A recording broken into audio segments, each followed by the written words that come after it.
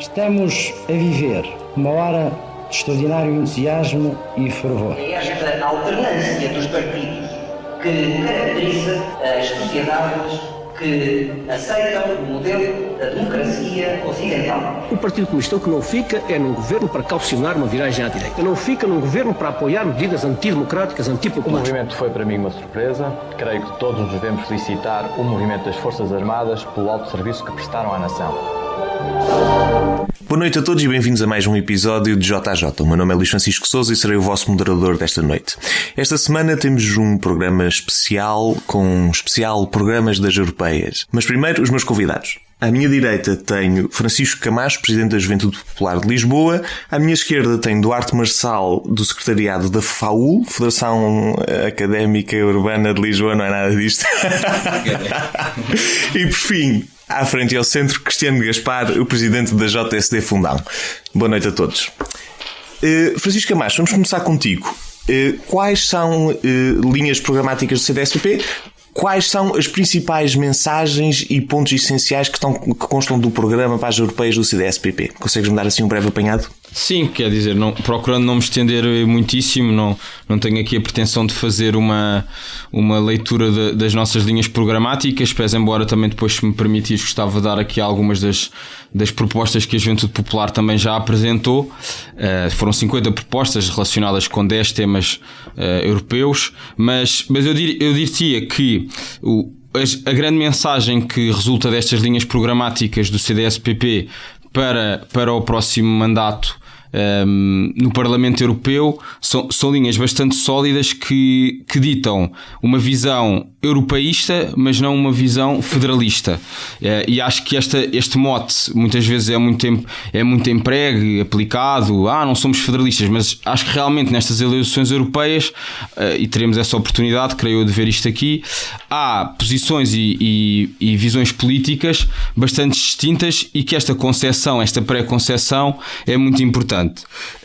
Eu diria que, obviamente, que o projeto do CDS-PP é favorável ao projeto da União Europeia, é um projeto de paz que se tem solidificado, mas que também temos aqui algumas reticências, por exemplo, em matérias em que se tem introduzido alguma agenda neste sentido. E da parte do Partido Socialista não temos uma posição clara em relação a uma temática como o Exército Europeu. Pedro Marques já foi confrontado com isso. Bem, da parte do CDS é muito claro. Em matéria da defesa, deve existir uma cooperação estruturada permanente entre os Estados, entre as Forças Armadas dos diversos Estados, que possibilitem, como já existe, missões no terreno, missões no Mediterrâneo, que combatam estas grandes calamidades que temos assistido e que têm afetado também a Europa. Permites-me só que diga interrompa-te claro, só para dizer que no programa dá um principal enfoque, exatamente, à presença da NATO e não tanto à questão de um exército europeu. Queres desenvolver um bocadinho mais isso? Sim, essa estratégia parte de um princípio que eu acho que é muito razoável, que é um dos argumentos que tem sido apresentado para a possibilidade de um exército europeu são as futuras ou eventuais mudanças na organização da NATO, nomeadamente pela questão do financiamento americano, certo? Sendo que, em verdade, a NATO representa uma estrutura que salvaguarda a defesa europeia, na medida em que temos muitos Estados-membros que também partilham desta condição de serem membros da NATO e de estarem nessa aliança militar. Agora, o CDS afasta esse cenário porque, em rigor, apesar de diversas declarações por parte do presidente americano Donald Trump, de momento não há uma grande alteração na NATO, nem do seu financiamento. Aliás, isso é um tema que se calhar um dia podemos falar aqui com mais detalhe. Agora, há outros posicionamentos que nós temos aqui consolidados, que seguem essencialmente os dois princípios, o princípio da subsidiariedade e da proporcionalidade. No que é que isto se reflete? Em todos os projetos em que nós entendemos que há uma mais-valia para os Estados e para os povos por via de uma cooperação europeia, deve haver espaço ao desenvolvimento. Por exemplo, um caso de um projeto que continua por terminar e que nós prevemos no nosso programa, a visão da União Bancária, que continua por ser consolidada e terminada. Uma visão do mercado único digital, onde se liberalize mais o mercado e haja uma harmonização entre os diferentes Estados em matéria de acesso ao mercado digital para haver uma concorrência e uma competitividade saudáveis e justas. O mercado criado um mecanismo de proteção civil, um novo mecanismo de proteção civil europeu. É verdade que já existe desde 2001 um mecanismo de cooperação entre os Estados em matéria de proteção civil, uma área que nos é muito querida e em que infelizmente não tivemos ainda uma resposta perante os acontecimentos trágicos que tivemos nos últimos anos em Portugal, nomeadamente em matéria de incêndios, mas este novo mecanismo europeu já tem sido discutido na esfera europeia, mas para além da cooperação saudável entre os Estados, a própria União Europeia estar dotada de recursos e infraestruturas que possibilitem uma intervenção imediata.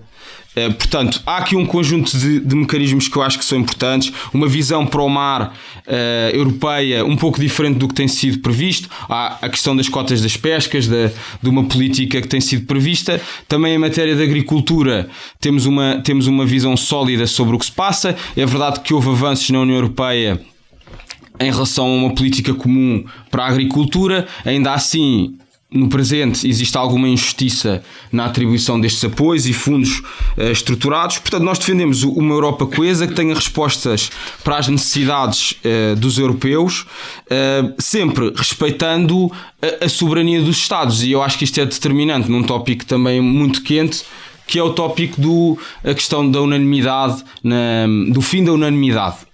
E o CDS, quanto a essa matéria, é muito claro, até porque temos de respeitar um quadro que existe na União Europeia, que é verdade que tem tido aqui algumas assimetrias e alguns riscos na cooperação entre Estados, alimentando aqui alguns ódios e radicalismos, mas a realidade é que se nós mexemos ainda mais no tabuleiro, vai haver cada vez mais um sentimento que a Europa é só para alguns Estados, e essa cultura de predomínio, abdicando-se da regra da unanimidade, poderá assinalar ainda mais esse impasse e esse risco para a coesão da União Europeia.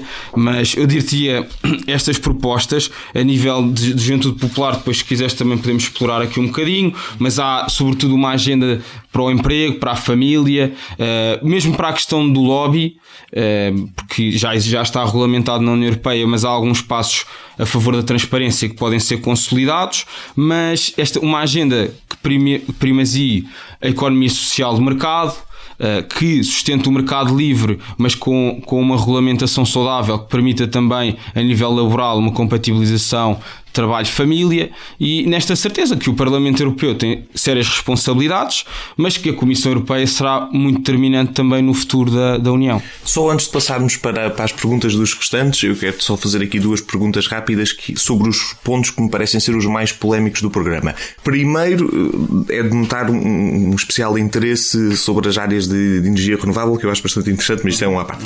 Primeiro ponto, um bocadinho mais polémico. A segurança dos cidadãos é uma prioridade. Acreditamos que o espaço europeu pode ser um destino de acolhimento para outros povos, mas exigimos respeito pelas nossas leis, valores e costumes. Primeiro gostava que pronunciasse sobre isso.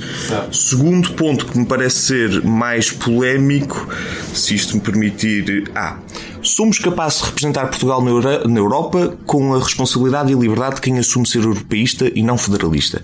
Consegues-me dar aqui uma breve visão sobre estes dois pontos? Sim, antes claro. de passarmos para os... Não, olha, um ponto prévio que foi a questão das energias renováveis. O CDS ainda ontem teve a oportunidade também de apresentar mais medidas em específico para a questão das alterações climáticas, e isso prende-se com uma razão clara, que é Portugal antevê-se que vai ser um dos países mais afetados pelas alterações climáticas, e portanto há uma preocupação de eficiência energética, também da autonomia da Europa face aos outros Estados que não estão no projeto da União Europeia, que se autonomize, que haja uma liberalização também no mercado em que se possibilite a entrada de agentes privados para darem resposta a esta eficiência energética, também uma eficiência hidráulica que se reflete nestes períodos que vão afetar Portugal, como um aumento de temperaturas, um aumento dos períodos de seca, e portanto isso terá um grande impacto na Europa, mas um conjunto de políticas de eficiência, amigas do ambiente, que ditem não só desde logo às administrações públicas para dar resposta às empresas e aos cidadãos nos seus lares. Quanto aos temas que levantas aqui, Eu acho que são temas importantes. Naturalmente, o tema dos fluxos migratórios não pode ser um tema arredado do debate europeu, do debate em torno da União Europeia. Acho que aqui à mesa não há ninguém que não defenda uma legislação nacional e europeia em matéria de migração. Portanto, uma coisa são refugiados, outra coisa são migrantes. E o CDS, quanto à questão de refugiados, tem um ponto claro, que é, se as pessoas efetivamente se estiverem providas de um estatuto de refugiados, Portugal deve dar resposta, como inclusive eu até acho que tem dado. Nesse aculturamento e nesse acolhimento, pese embora saibamos que as cotas não têm sido preenchidas, no caso português não por culpa nacional, mas porque não há um interesse eventual. Eu também compreendo que para um refugiado seja mais interessante ter um estatuto económico que uma Alemanha ou uma França podem dar resposta. Agora, naturalmente me parece que deve haver sempre aqui uma salvaguarda pela nossa identidade e pelos nossos valores, como eu acho que nós inclusive temos procurado tentar fazer essa aculturação, para não termos aqui franjas sociais marginalizadas e que depois despertem sim uma cultura de ódio entre povos. Portanto, acho que é nesse sentido que essa sugestão é feita. E depois tinhas-me dado o segundo tópico, a questão era... de sermos europeístas, mas não... Sim, eu, enfim, se calhar não densifiquei muito isso há pouco, mas a ideia do CDS-PP para a Europa e para a União Europeia é de uma Europa de nações, de uma Europa de povos, que numa cooperação que se pretende façam um projeto comum. Agora, que esse projeto comum nunca se desencadeie numa espécie de Estados Unidos da Europa, onde as soberanias são arredadas, e isso reflete-se em dois projetos que agora estão em discussão para estas eleições: o caso do Exército Europeu, o caso dos impostos europeus. São dois exemplos bastante claros do que esta visão de ser europeísta mas não ser federalista faz esta distinção clara. Duarte, vamos passar para ti, Eu opiniões, queria só comentários. fazer antes disso uma pergunta direta a ele que eu acabei por não perceber. Já agora, boa noite a todos. Diz-me uma coisa, então o CDS defende, portanto, é totalmente contra a existência do Exército Europeu, só para ficar isto claro, certo? Certo. Ok, pronto. Portanto, que queres que eu me diga? Quer que faças comentários gerais sobre isto? O que é que concordas, o que é que discordas? Porque é que achas que isto é prejudicial ou benéfico, se achares? Ok, então, pronto, é assim, em primeiro lugar, não é a Federação Académica de Lisboa, é a Federação de Ar Urbano de Lisboa, Luís. E peço desculpa. Em segundo lugar, é assim, eu acho que posso fazer a minha intervenção em duas partes. Uma, fazer alguns comentários daquilo que o Camacho disse, e depois apresentar aquilo que para mim são as linhas essenciais do Partido Socialista. Já vamos chegar às linhas essenciais do Partido Socialista. Quando fores tu a apresentar, que é só críticas ao projeto do CDS. É assim, vamos então por partes. É assim, o Partido Socialista não tem uma posição definida sobre o Exército Europeu, em relação, mas existe na prática tudo aquilo que o Francisco disse. Existe uma posição de cooperação reforçada e de segurança comum, portanto isso aí não vejo grande ponto de distanciamento. Depois, acho que cabe aqui falar de duas temáticas: em relação ao fim da regra de unanimidade e em relação ao fim do federalismo versus União de Estados. Eu não sei, o federalismo ainda não começou. Claro, não, mas que posições, como é que nos colocamos para a Europa, não é? É assim, em relação à regra da unanimidade, é assim, esta regra na prática acontece apenas a nível do Conselho. E porquê que o Partido Socialista assume uma posição contra a regra da unanimidade? Em primeiro lugar, porque ela acaba por preservar um status quo que não foi feito através dos mecanismos democráticos, mas através de uma situação de excepcionalidade que foi no decurso da crise é que se instituíram grande parte das regras orçamentais, as mais recentes. Portanto, houve períodos não de crise em que se implementaram essas regras. E portanto, o que é que esta regra faz? Esta regra no fundo vai preservar um status quo que foi feito sem os mecanismos democráticos normais. Por outro lado, preserva uma lógica ordoliberal que dá pouco espaço de flexibilidade e de investimento. E em terceiro lugar, gera imensos problemas de ineficiência da União conseguir decidir seja aquilo que for, porque basta um Estado para se opor. Ora, a proposta de fim da unanimidade não é, como o Francisco aqui apresentou, Portanto, não é o domínio dos grandes Estados sobre os pequenos, e não pode assim o ser. Porquê? Porque nós sabemos como é que o Conselho toma decisões. Então, como é que o Conselho toma decisões? Ele toma sob um duplo critério de votação, que é, no fim da decisão, a maior parte dos Estados tem que concordar e 60% da população da União Europeia tem que estar contemplada dentro desses votos. O que é que isto quer dizer? A maior parte dos Estados da União Europeia não tem muita população, o que significa que, se acabarmos com a regra de unanimidade e passarmos à maioria qualificada, significa que nenhuma regra fiscal ou de outra natureza consegue passar sem o acordo de Portugal, da Roménia, de Malta, portanto, de todos os pequenos Estados. Porquê? Porque, por um lado, é verdade que a Alemanha tem uma grande fatia na parte da população, por outro lado, não tem o número de votos, porque só tem um voto. Enquanto que, no cenário de unanimidade, os países até podem estar todos de acordo, mas porque o Luxemburgo quer uma política fiscal competitiva, que baixa os impostos e na prática pratica uma concorrência fiscal desleal, nós não conseguimos fazer absolutamente nada. Nesse sentido, a regra da unanimidade acaba por ser um empecilho, acaba por preservar regras e até impossibilita a União de se reformar e de caminhar para outros caminhos.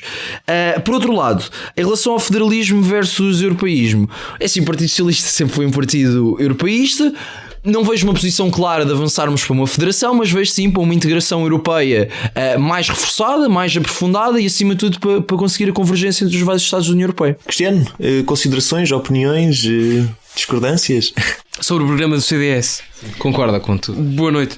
Eu concordo em larga medida. Mal seria não concordar com os nossos parceiros de coligação, até porque o esquema não mudou assim tanto desde as passadas eleições europeias. Embora para Nuno Melo parece que sim. Parece que Nuno Melo nunca se coligou com o PST, nunca fez nada com o PST. Tem uma visão mais e tem as suas ideias e tem as suas ideias próprias. Aquilo que, depois de ouvir e de ler atentamente o programa eleitoral e o manifesto eleitoral do CDS, aquilo que me apercebo é desde logo uma diferença muito grande relativamente àquilo que é o programa do CDS, comparativamente ao do PSD e também ao do Partido Socialista, que se bate sobretudo por uma questão fundamental. Enquanto que o Partido Social Democrata é o único partido que vem a estas eleições europeias defender um Portugal mais forte na Europa, os outros partidos insistem em procurar uma Europa mais forte em Portugal. E acho que isto é a grande raiz da distinção entre todos os manifestos eleitorais. Eu acho muito curioso ver o CDS constantemente a afirmar, porque vamos lá ver, o CDS não tem grande espaço político em termos de ação política e de apresentação de propostas que não possa ser abrangido pelo Partido Social Democrata. Portanto, tem de alguma forma arranjar uma forma criativa de transmitir a sua mensagem e misturando alguns soundbites. Um deles é esta ideia de que somos europeístas, mas não somos federalistas, como se tivessem um direito divino a alegar que são eles que defendem realmente os interesses de Portugal acima dos interesses da União Europeia.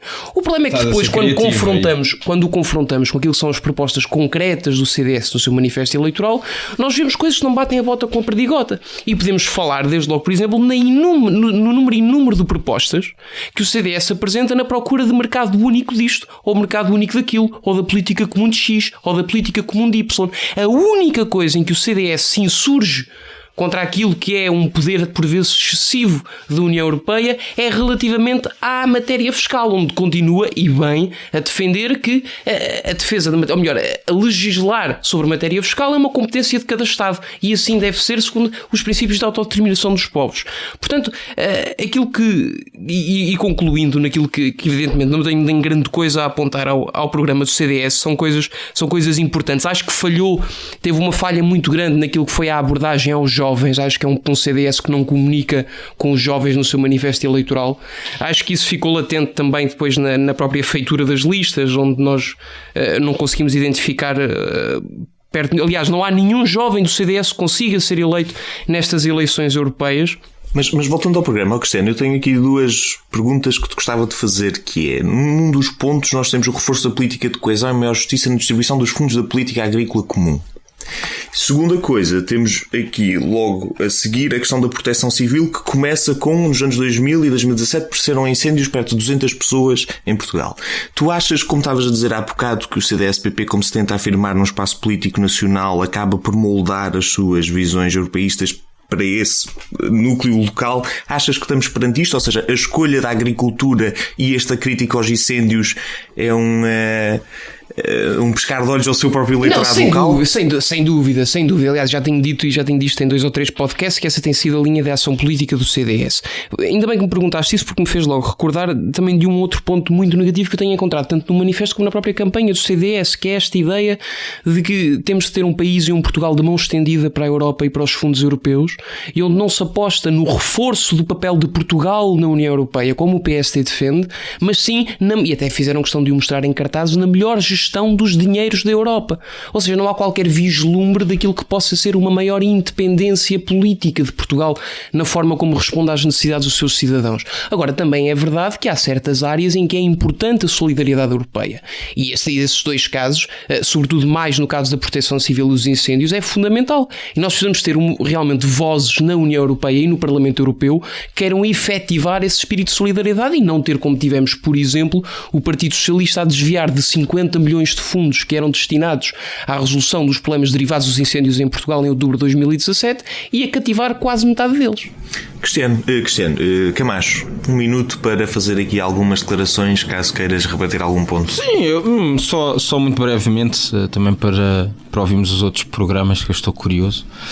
Eu acho que aqui, quando falavas eventualmente de uma dissonância nessa questão das políticas comuns, o CDS tem sempre um filtro coerente, que é no que concerne a uma cooperação entre os Estados que possibilite mais-valias na atuação política, social e económica, então vamos a essa cooperação. No que concerne a áreas de soberania, como é o caso da defesa, aliás, mesmo o nosso regime jurídico em matéria de defesa e a nível europeu, a grande exceção, por exemplo, em termos de contratação pública, é a área da defesa, porque se entende precisamente que esse é um reduto da soberania de cada Estado. Portanto, no que pode ser um ganho para todos os povos, há uma política de cooperação. No que são áreas essenciais, por exemplo, a matéria fiscal, isto tem sido debatido essencialmente pela questão da tributação de empresas digitais. Eu acho que há aqui duas esferas que temos de atender. Primeiro, a determinação dos Estados em matéria de concorrência fiscal. E nós não somos uma federação e, portanto, há alguma procura de harmonização, mas não tem que existir uma identidade e uma cultura de política fiscal igual entre todos os Estados. E depois, em segundo lugar, essa cultura também de compreender em matéria fiscal que é verdade que há uma harmonização, por exemplo, o IVA é uma evidência disso, mas essa tributação deve deixar os Estados determinarem dentro de algumas regras e dentro de algumas balizas a sua política fiscal. Portanto, o CDS nesse aspecto é bastante coerente. E depois, os temas nacionais que trazemos para a campanha, é natural que assim seja, porque nós queixamos muitas vezes que as pessoas não votam nas eleições europeias porque têm uma grande abstração e um grande distanciamento face à realidade europeia. Se nós não conseguimos mostrar às pessoas em que medida é que a União Europeia consegue contribuir nas suas vidas, então esse fosso será cada vez maior. Não, mas a questão do Luís, deixas-me só dar uma chega. Não, a questão do Luís eu acho que era muito mais virada para a própria questão de vocês aproveitarem aquilo que é o programa eleitoral às eleições europeias e aquilo que é a vossa ideia para a União Europeia e tentarem de alguma forma confundir com aquilo que é a vossa ideia para Portugal. Nós visamos tentar focar-se naquilo que é o vosso eleitorado tradicional. Necessidades nacionais que uma resposta europeia pode suprir. Gostava Isso só de é fazer importante. uma questão ao Francisco. Lê-se no manifesto do CDS que é importante aceitarmos os refugiados por uma questão de solidariedade, mas que só os aceitamos se tiverem respeito pelas nossas leis, ok, compreendo, pelos nossos valores, também compreendo, porque ao fim e ao cabo nossas leis derivam dos nossos valores, mas gostava que o Francisco clarificasse o que é esta obrigatoriedade de respeito pela nossa cultura. Isso implica, por exemplo, a proibição do uso da burca a eventuais refugiados que aceitemos, ou que tipo de caminhos é que se podem seguir a partir desta medida? Acho que isso é claro porque, repara, a nossa posição é: nós não vamos integrar pessoas que tenham uma política cultural que aniquila a nossa. Agora, a utilização da burca, acho que esse é um tema bastante esclarecido em Portugal. Não temos nenhum posicionamento avesso a essa... Uma resposta tipo sucinta, porque temos que seguir em frente. Cristiano, vou passar para ti. Programa do PSD: Mais Portugal, Melhor Europa, Inspirar a Europa, uma Europa solidária, sustentável e segura. Dá-me aqui um breve apanhado de que é que consta neste programa e quais são as principais medidas que queres demonstrar aqui ao nosso público. Sim, bem, vamos lá ver. O PSD tinha de apresentar um programa e um manifesto que de alguma forma, e agora ia-me já desmontando aqui na cadeira tal o entusiasmo em apresentar o manifesto eleitoral do PSD. Mas a verdade é que o PSD é tradicionalmente o partido da Europa em Portugal. É o partido que mais tem defendido Portugal na Europa e não o partido que mais tem defendido a Europa em Portugal, que é uma distinção muito importante que é preciso fazer, porque é isso que nos distingue do Partido Socialista. E é um partido que, para lá de ter ideias concretas que já passarei no manifesto eleitoral, é também um partido que é dotado dos melhores agentes políticos para representar Portugal na União Europeia. Isto não somos só nós que o dizemos, são os próprios rankings dos eurodeputados que os mostram. E nós podemos ver, por exemplo, ao Francisco, como tu sabes. O Nuno Melo, por exemplo, é o 15º português que mais aparece nos plenários, e o Patrício Silva Pereira é o 11º. José Manuel, não me interrompas. Apresentar o programa e depois lá vamos. José Manuel Fernandes, que é um eurodeputado do PS, é o número 3 nestas eleições europeias, foi considerado o melhor eurodeputado português no Parlamento Europeu. Portanto, aquilo que temos primeiro, deixámos já esta mensagem primeiro, não, por vários rankings, no ranking total de políticos de eurodeputados portugueses. Passando este primeiro ponto, que é PSD tem os melhores quadros europeus.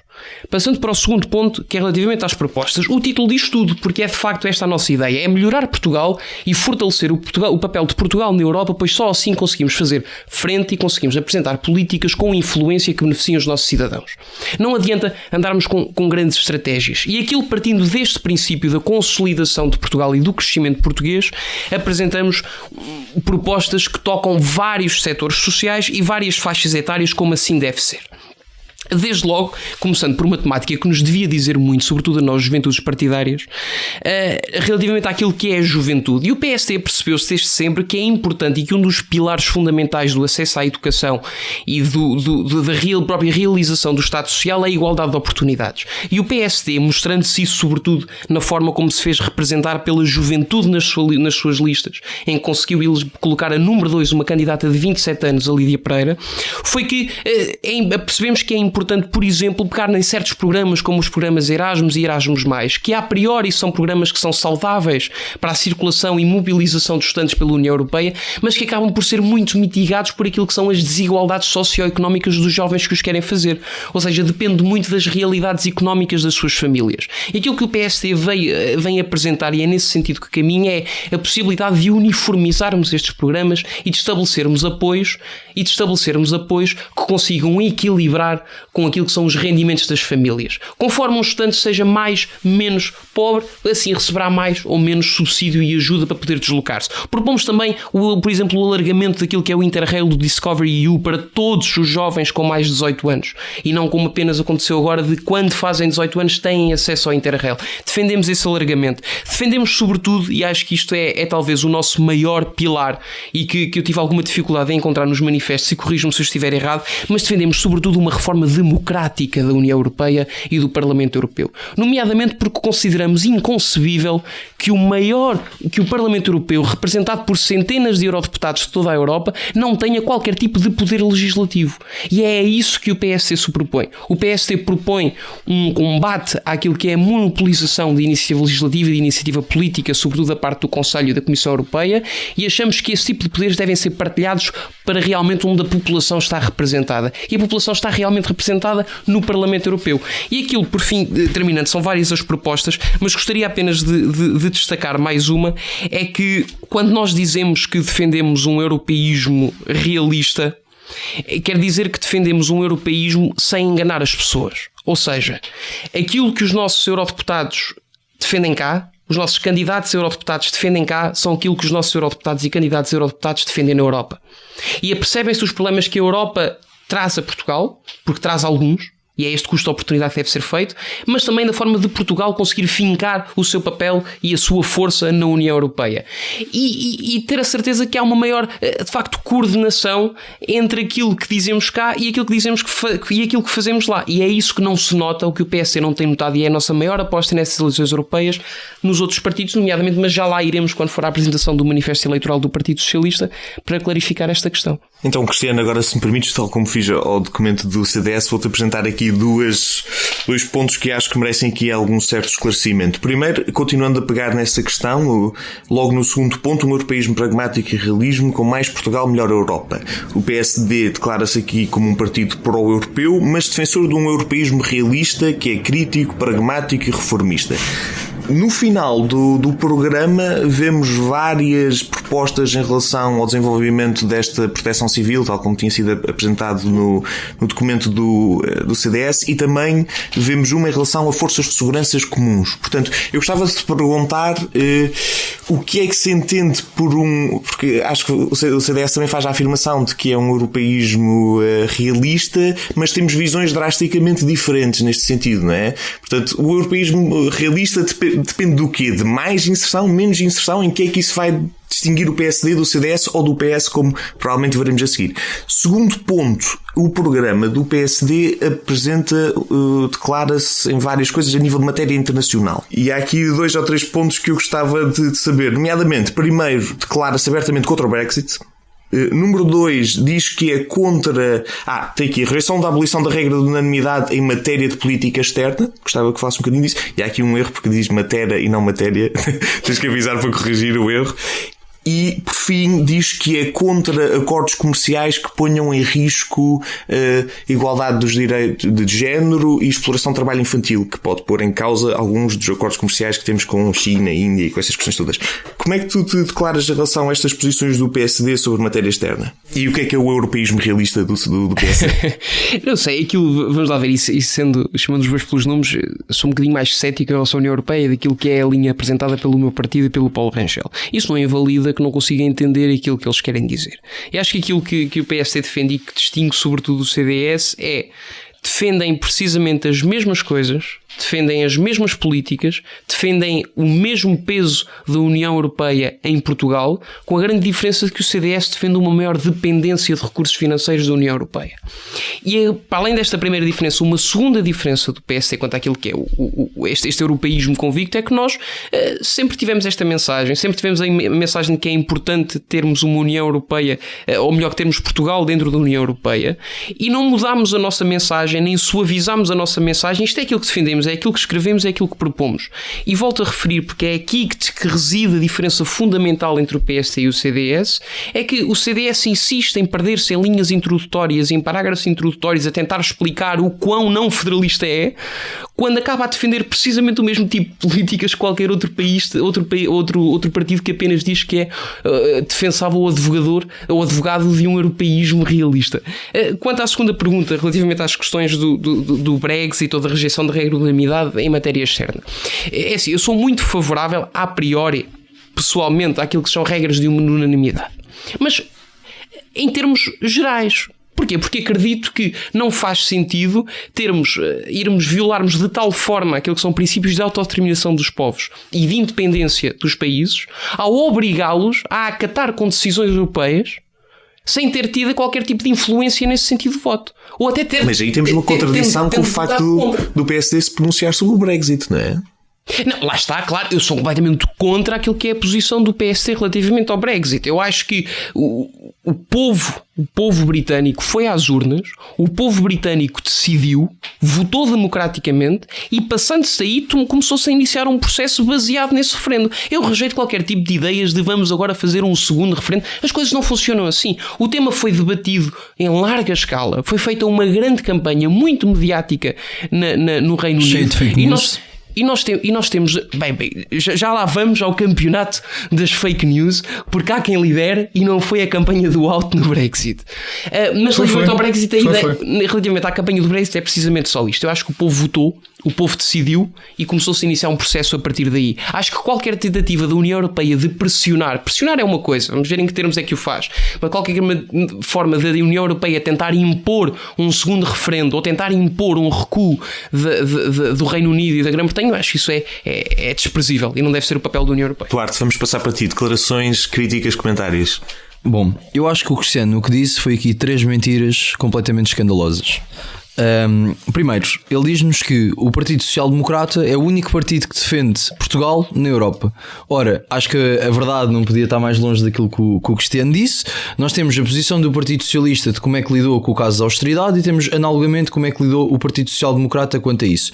Nós temos o Partido Social Democrata, que é um partido que vai além da Troika, ou seja, implementou mais do que aquilo que teria que implementar, e é um partido que, em vez de entrar em convergência com Estados em situações semelhantes para criar posições incomuns na União Europeia, faz precisamente o contrário. Distancia-se dos Estados que podiam ser um grande ponto de apoio para termos uma melhor posição negocial com a Europa e diz: nós não somos a Grécia e nós não somos Malta. E não é que, evidentemente, Portugal pode não ser a Grécia, e o ponto foi, afastou-se completamente de uma total convergência, deixando-nos sem aliados, e foi preciso um Partido Socialista chegar lá.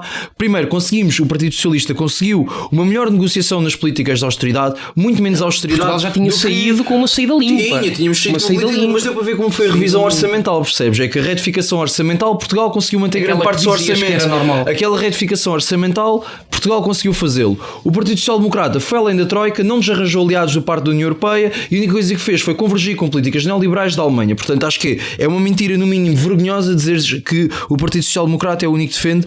É que eu acho que nem defende. Acho que faz um projeto internacional de direita em vez de defender Portugal na Europa. Em segundo lugar, vais dizer que são os melhores candidatos. Em primeiro lugar, a lista do Partido Socialista, apesar de não ter à cabeça um jovem, tem mais jovens do que a do Partido Social Democrata.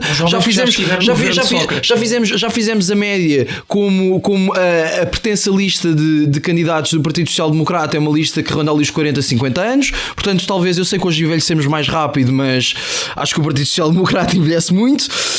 E depois dizes que tens os melhores candidatos, não é? Que isto é não considerar o trabalho da Maria João Rodrigues, que é vice-presidente dos Social Democrats, teve imensas comissões em vários comissariados da União Europeia para o crescimento e para o emprego, para os assuntos económicos e monetários, ou Carlos Zorrinho também teve em múltiplas comissões. Portanto, acho que estar lá tempo no Parlamento não é sinónimo de qualidade. A qualidade oferece a participação em comissões, e nessas comissões os quadros do Partido Socialista temos quadros de referência. Depois, em terceiro lugar, em relação à reforma democrática, dentro daquilo que o Partido Socialista já apresentou dentro do seu manifesto eleitoral, e terá que apresentar mais, evidente.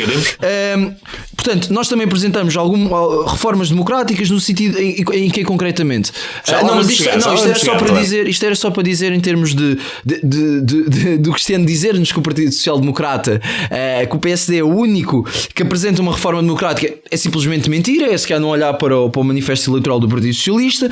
E por fim, em relação ao referendo, custa muito dizer isso quando foi um referendo feito fake news, foi um referendo que mentiu aos britânicos e disseram que iam poupar no Serviço Nacional de Saúde, quando sabemos perfeitamente que isso é tudo mentira, e é um referendo que ainda cai no substrato sociológico do problema de as pessoas, no dia a seguir ao referendo, a maior procura no Google do Reino Unido era o que era a União Europeia. Portanto, parece-me que, no mínimo, obviamente o povo escolheu, agora escolheu completamente enganado, claro, completamente seduzido por um partido eurocético, que o Cristiano vem aqui defender. Dá para ver claramente quem é que está do lado da democracia.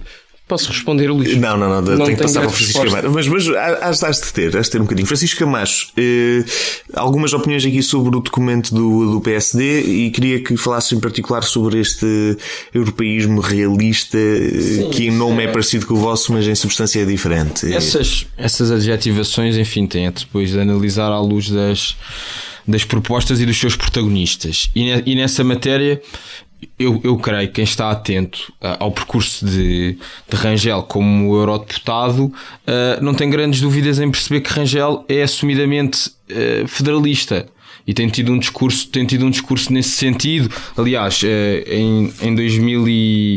em 2015 disse-o que era favorável a um federalismo para resolução, por exemplo, com os problemas na Grécia, que tínhamos de abdicar das soberanias nacionais e dessas convicções mais culturais para resolver os problemas. E, inclusive, em matéria de integração económica, Paulo Rangel disse que dentro do PPE estava à esquerda, porque no sentido de ser mais precursor desta integração económica. Portanto, Rangel, por acaso, eu acho que ele firma aqui um conjunto de ideias que genericamente não me parecem erradas. Também é particularmente interessante o Cristiano vir aqui falar desse ranking do MEP, que eu acho que é um ranking altamente tendencioso. É verdade, que tem por base um algoritmo que faz os cálculos sobre a classificação dos candidatos europeus, e veja-se bem, até comete uma injustiça, que é a Rangel, segundo aquele ranking, é dos que têm menos presenças em sede no Parlamento Europeu. Gerais, é o 7º melhor deputado europeu. Mas estamos a... Não, mas repare, eu não estou a atacar a Rangel, estou a denunciar o ranking. É o que tem menos presença no Parlamento Europeu. E não há qualquer consideração das justificações que Rangel apresentou, por exemplo, pelo trabalho que desenvolve no Partido Popular Europeu, por outras obrigações e compromissos político-partidários que tem. Este ranking não considera, por exemplo, as missões em que os eurodeputados estão envolvidos e que, por essa circunstância, estão ausentes do Parlamento. Enfim, é um ranking que nem sabe qual é o seu financiamento. Já houve pedidos de esclarecimentos e há algumas provas de que é financiado por alguns eurodeputados, em particular acho que não se trata de nenhum português, mas é um ranking tendencioso e, portanto, não podemos pôr este ranking como se fosse um ranking oficial da União Europeia. Não é esse quadro que se apresenta. Portanto, até acho um bocadinho desonesto vir-se com esse ranking aqui para cima da mesa. Agora, em termos de matérias, acho que é importante haver uma reflexão sobre a reforma europeia. O CDS, nessa matéria, também procura um caminho de credibilização das instituições europeias com as propostas que tem em matéria de lobby e de corrupção, procurando-se evitar até aquele sistema das portas giratórias que é tão criticado e bem em Bruxelas, mas que isso tenha consequências sérias no regular e no ocupar dos cargos políticos na União. Cristiano, antes de fecharmos este ponto, querias responder? Sim, eu queria só responder sobretudo ao Duarte, porque quando eu disse, e volto a dizer, não tenho qualquer problema em repeti-lo, que o PSD é o partido que mais defende Portugal na União Europeia. E digo porque defender Portugal significa defender Portugal como um todo. E aquilo que eu tenho a certeza que não é defender Portugal é termos casos como tivemos o do ministro Pedro Marques a deslocar-se a Bruxelas, e o ministro Pedro Marques é o candidato número 1 do Partido Socialista ao Parlamento Europeu, a deslocar-se a Bruxelas para ir discutir o PT 2030, onde 93% dos fundos do PT 2030 estavam destinados a regiões de convergência. Isto são regiões que são de mais complicado desenvolvimento, como é o caso do interior, onde Pedro Marques foi a Bruxelas pedir para 1.000 milhões desse fundo serem deslocados para os metros, para os comboios, para a linha de comboios de Cascais e para o metropolitano de Lisboa. Isto não é defender Portugal, isto é defender Lisboa, que é uma coisa completamente diferente. Ou ainda podemos falar, isto para darem jeito de resposta e para concluir, eu não aceito lições de moral, já porque não sou britânico, mas não aceito lições de moral no que toca àquilo que são fake news e o impacto das fake news em eleições, porque eu vou-vos dar 5 citações. Candidato do PSE à presidência da Comissão Europeia propõe um salário mínimo europeu. Rangel está no lugar 597 da tabela de produtividade. O PS e PSD lançaram uma bomba orçamental de 800 milhões de euros. Colocámos Portugal na liderança da execução de fundos comunitários. António José Seguro não ganhou as eleições de forma clara. Todas estas 5 citações são as 5 citações de Pedro Marques e todas foram apontadas em diversos peligros como sendo completamente mentira. Portanto, eu só aceito lições de moral quanto a fake news quando o Duarte, da mesma forma que vem aqui reconhecer que pode ter havido existência de factos falsos nas eleições europeias, quando reconhecer que o seu próprio candidato propaga mentiras e factos falsos para provar... Não propaga. Claro que não. Duarte, vamos passar para ti, antes de dar a possibilidade de responder a isto.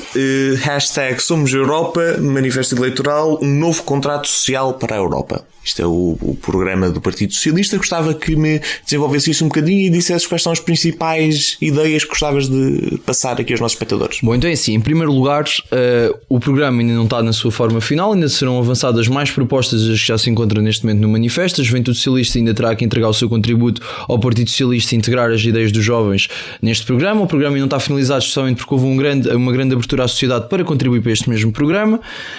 Essencialmente, o programa do Partido Socialista tem como base essencial, portanto, uma resposta aos populismos da Europa, atacando precisamente as principais causas que originam esses populismos. Obviamente temos um programa abrangente, isto a título introdutório, e basicamente alicerça-se em 4 pontos fundamentais: uma nova agenda social, um crescimento económico europeu, uma agenda para a inovação e sustentabilidade e democracia e tolerância. Dentro destas várias propostas que cá estão, eu vou só elucidar algumas que para mim se calhar têm mais importância. Portanto, em relação à nova agenda social, vemos um combate ao trabalho precário, garantia legal de contrato de trabalho digno para todos, salários justos e acesso à proteção social e formação ao longo da vida. Depois, promoção de igualdade de género tanto no trabalho como nos diversos aspectos da vida e work and life balance, a proteção de mais vulneráveis através de mecanismos europeus de promoção de educação, saúde e combate à pobreza, a criação de um plano europeu de políticas de habitação para assegurar condições dignas de habitação e rendas acessíveis a todos os europeus. Depois, um plano de justiça fiscal à escala europeia para combater a invasão e elisão fiscal, bem como a concorrência desleal com as pequenas e médias empresas. Depois sugere alguns impostos como a tributação de movimentos de capitais, tributação das transações financeiras e tributação da economia digital. Depois, porque isto é particularmente importante? Porque o Partido Socialista, ao mesmo tempo que quer criar o mínimo dos alicerces de um Estado europeu, de um Estado social europeu, também por si só propõe algum tipo de impostos. Estes impostos permitem algumas vantagens fundamentais, que é, em primeiro lugar, dão margem ao Estado para praticar as suas próprias políticas fiscais. Em segundo lugar, cria impostos comuns e há que ter atenção que serão impostos mais sobre os capitais do que sobre o imposto do trabalho. Depois, este tipo de imposto concatenado com o Estado Social criará um verdadeiro sentimento de pertença dos cidadãos à Europa e mais... Mas é evidente que sim. Pagam mais, gostam mais da Europa.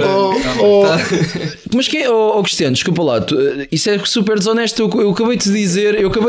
Não, mas eu aproveito. Já lá vamos. Mas eu aproveito para responder. Quem vai pagar vão ser as empresas. Quem vota não são as empresas, são os cidadãos. Quem vai receber o dinheiro, quem vai receber o Estado Social são os cidadãos. Portanto, obviamente que vai criar só o máximo de honestidade é que acha que as pessoas vão pagar quando eu te falei de impostos sobre os capitais. Portanto, acho que não preciso responder mais do que isso. Depois, aumentar o Programa Europeu de Garantia Jovem de forma a combater a pobreza infantil. Pronto. No fundo, é criar os princípios de um Estado Social Europeu. Nós já tivemos a integração neste momento a nível económico, falta uma integração a nível de direitos sociais e isso é uma grande parte das propostas do Partido Socialista que se consegue superiorizar largamente às propostas do PSD e do CDS. Depois, em termos de crescimento e emprego, só para nomear 3, portanto, por um lado, um aumento muito maior e de uma dotação orçamental muito maior para investimento europeu para criar emprego. Depois, uma política orçamental mais favorável ao crescimento, que faça uso dos instrumentos de flexibilidade do Programa de Estabilidade e Crescimento e promova uma estratégia mais expansionista,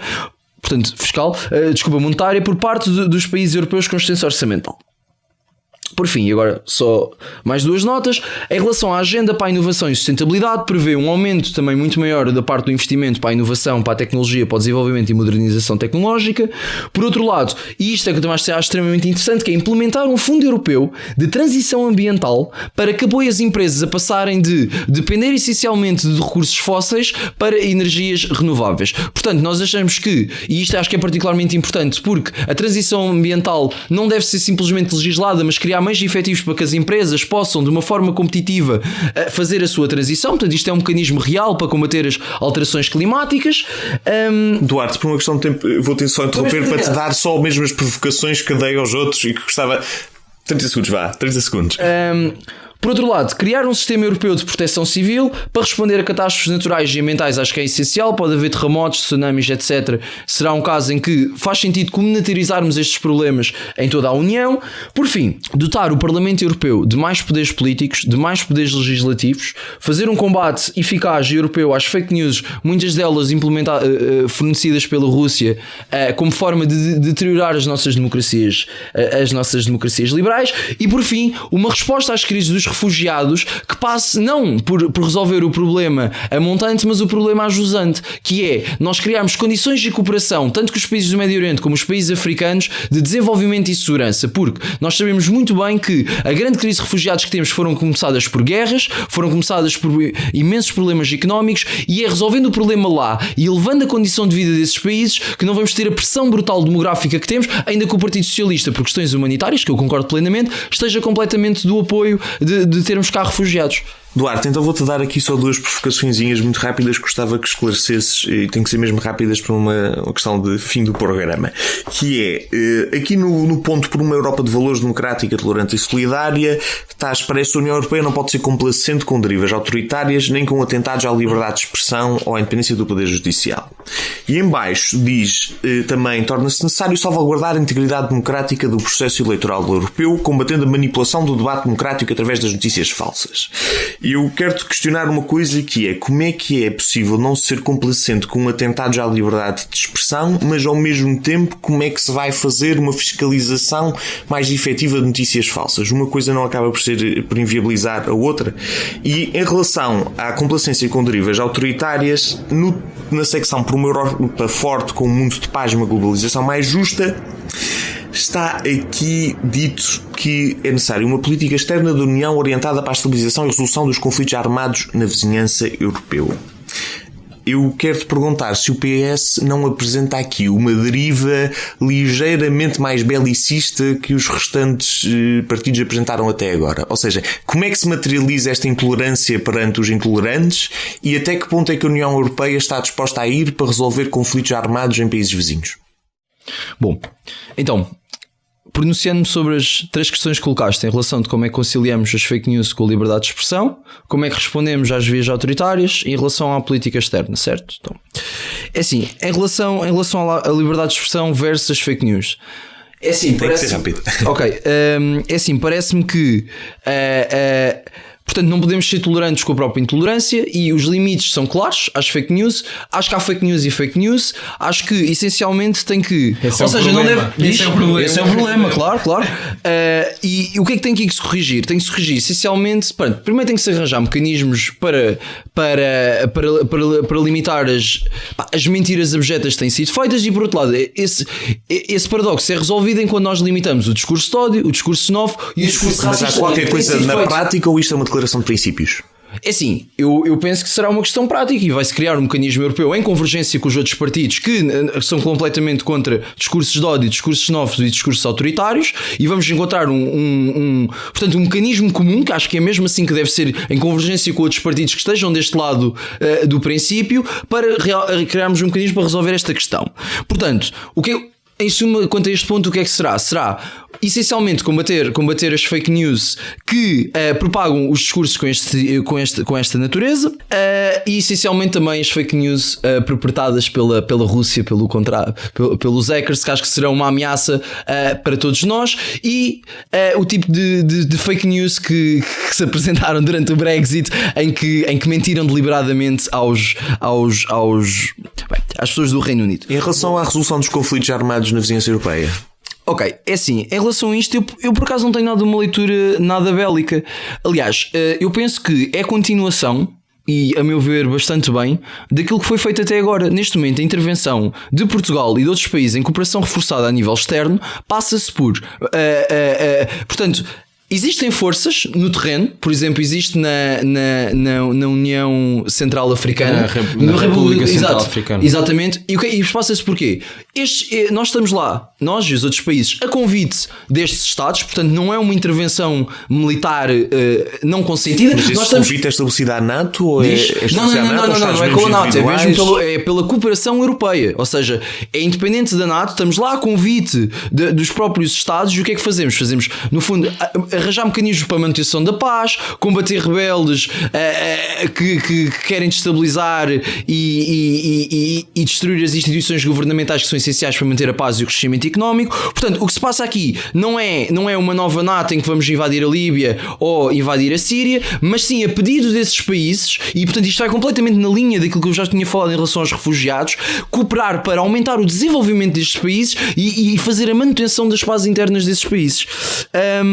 Francisco Camacho, vamos passar para ti críticas oposições. Sim, há vários pontos em que eu poderia pegar, mas também para ser sucinto, eu acho que um ponto que é realmente determinante, até porque há a perspectiva e o interesse por parte do PS que Pedro Marques pertence à Comissão Europeia, seja o novo comissário europeu indicado por Portugal. Eu diria que este tema da tributação fiscal é fundamental. em duas perspectivas, numa perspectiva nacional e numa perspectiva europeia. Numa perspectiva nacional, porque, por um lado, se é verdade que os impostos que têm sido aqui discutidos poderão não ser propriamente atentatórios, não ter como players, como contribuintes, empresas portuguesas, porque temos falado disso, é uma possibilidade, mas para o futuro, ao admitir-se a figura da tributação europeia, abdicamos de uma conjuntura e de uma soberania fiscal que pode prejudicar Portugal, e a questão da unanimidade aqui, do fim da unanimidade, está diretamente relacionada, porque sendo certo que estes impostos, como é o caso do imposto digital, visa combater a política fiscal de certos Estados, por exemplo, o caso irlandês, nada nos diz que daqui a algum tempo Portugal não esteja no centro desta incidência objetiva da tributação. E há cenários em que Portugal, felizmente, é não só pioneiro, como número 1 em certos setores, o setor das pescas, o setor, em alguns setores como a produção de cortiça. Portanto, temos que visar o interesse nacional. E depois o interesse europeu também aqui está em jogo, porque um dos fatores que gera menor atratividade na União Europeia é precisamente a forte carga fiscal que existe na tributação ao trabalho, na tributação ao capital. Esta é a política fiscal que nós queremos para a Europa, uma política fiscal mais asfixiante e que traz menos capital, menos rendimento e menos recursos para as famílias.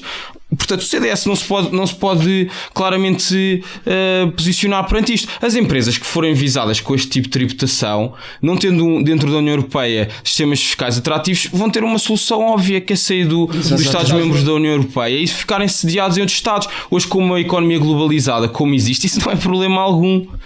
E não perdem o mercado europeu. Obrigado, que mais, Cristiano? Vamos passar para ti. Esta questão da tributação é muito grave. E não só pelo impacto que tem já naquilo que é as propostas que estão agora a ser discutidas, mas pelo precedente que pode abrir para políticas fiscais futuras. E eu confesso que me deixa deslumbrado ver este problema que o Partido Socialista tem com a política fiscal da Irlanda do Norte. É pá, sacanas. Entraram em crise, saíram da crise e fizeram-no com impostos mais baixos para as empresas e conseguiram recuperar a economia. O crescimento, e já foram sancionados pela União Europeia. Tiveram que pagar milhões em indenizações à União Europeia. Mas isso é uma parvoíce. Mas isso é uma parvoíce. Fizeram que era ilegal. Isso é uma parvoíce. Era desleal com os outros Estados-membros. Há imensos que dizem que o sucesso da Irlanda se baseou em duas coisas. Em primeiro lugar, numa aposta forte e prolongada naquilo que são os recursos humanos da Irlanda.